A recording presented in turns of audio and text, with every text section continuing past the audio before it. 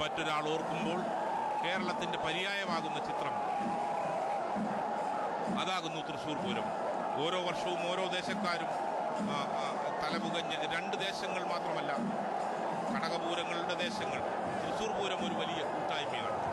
കേരളത്തിൻ്റെ സാംസ്കാരിക തലസ്ഥാനം എന്ന് വിശേഷിപ്പിക്കുന്ന തൃശ്ശൂരിൽ ആ സാംസ്കാരിക തലസ്ഥാനമായി തൃശ്ശൂരിനെ മാറ്റിയതിന്, ആ പ്രശസ്തി തൃശ്ശൂരിന് നേടിക്കൊടുത്തതിന് പിന്നിൽ ഒരുപക്ഷെ തൃശ്ശൂർ പൂരത്തിൻ്റെ കൂടി ഒരു പങ്കുണ്ട് എന്ന് വേണം വിശ്വസിക്കാൻ.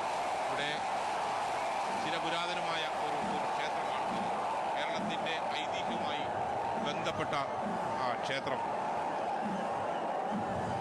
പരശുരാമനാൽ പ്രതിഷ്ഠിതമായ അതിപുരാതനമായ ഈ ക്ഷേത്രം, ആ ക്ഷേത്രത്തിൻ്റെ വിശ്വാസങ്ങൾ, ഇതൊരു പൊതു ഉത്സവമാണ്. പൂരത്തിൻ്റെ ഉത്ഭവം സംബന്ധിച്ച് ഭിന്ന രൂപത്തിലുള്ള ഐതിഹ്യങ്ങളും വിശ്വാസങ്ങളും നിലനിന്നു പോരുന്നു. ശക്തൻ തമ്പുരാൻ സാമൂതിരിപ്പാടിൻ്റെ കയ്യിൽ നിന്ന് വീണ്ടെടുക്കപ്പെട്ട വടക്കുംനാഥ ക്ഷേത്രത്തിലെ ശിവരാത്രി മഹോത്സവം നിർത്തലാക്കി പകരം അദ്ദേഹം പൂരം ആരംഭിച്ചു എന്ന് പറയുന്നു. എന്തായിരുന്നാലും ഒരുപക്ഷെ നൂറ്റാണ്ടുകൾക്ക് മുമ്പ് പെരുമനം, ഇരിങ്ങാലക്കുട, തൃശ്ശൂർ എന്നീ ഗ്രാമങ്ങളിലെ 108 ക്ഷേത്രങ്ങളിലെ ദേവതമാർ പങ്കെടുത്തിരുന്ന ഗംഭീരമായ ഒരു ഉത്സവം പെരുമനം ഗ്രാമത്തിലെ തിരുവള്ളക്കാവിൽ അമ്പലത്തിൽ നടന്നിരുന്നുവെന്നും 28 ദിവസം നീണ്ടു നിന്നിരുന്ന ആ ഉത്സവത്തിൻ്റെ വലിയ വിളക്കാണ് പെരുമനത്ത് പൂരമെന്നും ആറാട്ട് വിളക്കാണ് ആറാട്ടുപുഴ പൂരമെന്നും പ്രായം ചെന്നവർ ഇന്നും വിശ്വസിക്കുന്നുണ്ട്.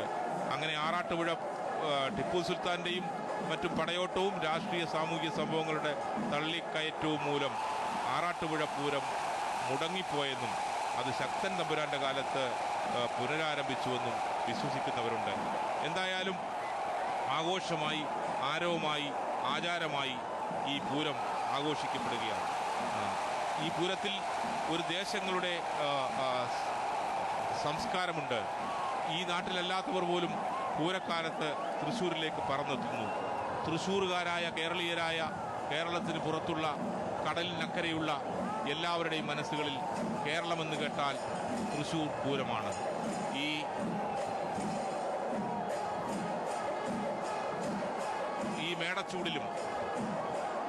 മേടച്ചൂടിനെ വകവയ്ക്കാതെ സൂര്യൻ ഉരുകി ഒലിക്കുമ്പോഴും ചൂട് ഇതിനെ പാൽനിലാവാക്കുന്ന അനുഭവം തൃശ്ശൂർ പൂരത്തിൽ നിൽക്കുമ്പോഴാണ്. ഇവിടെ ഏത് ഘനീഭവിച്ച മനസ്സും നിമിഷാർത്ഥം കൊണ്ട് പൂത്തുലഞ്ഞു പോകുന്നത് ഈ പൂരപ്പറമ്പിൽ നിൽക്കുമ്പോഴാണ്.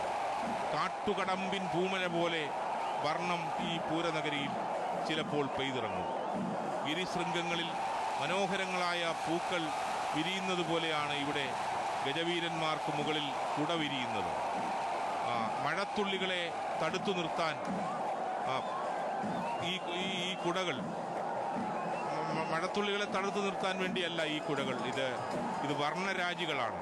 രാജാധികാരത്തിൻ്റെ വിധേയ സാക്ഷ്യങ്ങളായി വീശിക്കൊടുക്കാൻ തീർത്ത ആലവട്ടവും വെഞ്ചാമരങ്ങളും.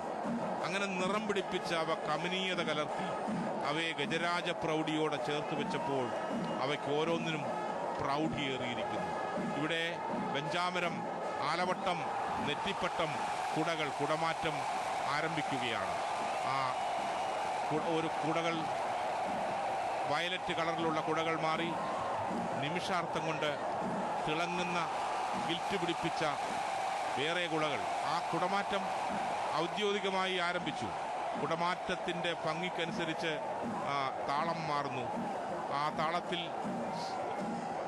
തരംഗദൈർഘ്യം പ്രാപിച്ച് അതുമായി ഐക്യദാർഢ്യം പ്രഖ്യാപിച്ച് ജനലക്ഷങ്ങളുടെ കൈകൾ ഈ അന്തരീക്ഷത്തിലുണ്ട്.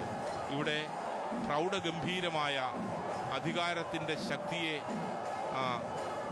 വളർത്തിയ മഹാശീക്ഷണശാലിയായ ശക്തൻ തമ്പുരാൻ, ആഢ്യ സംസ്കാരത്തിൻ്റെ തനിമയുള്ള തൃശ്ശൂർ നഗരത്തിൽ പുരുഷ സൗന്ദര്യത്തിൻ്റെയും നൃത്തമേളാദി കലകളുടെയും കുലപതിയായ സാക്ഷാൽ വിശ്വനാഥൻ്റെ നാട്ടിലാണ് ഇപ്പോൾ ഈ കുടമാറ്റം അരങ്ങേറുന്നത്.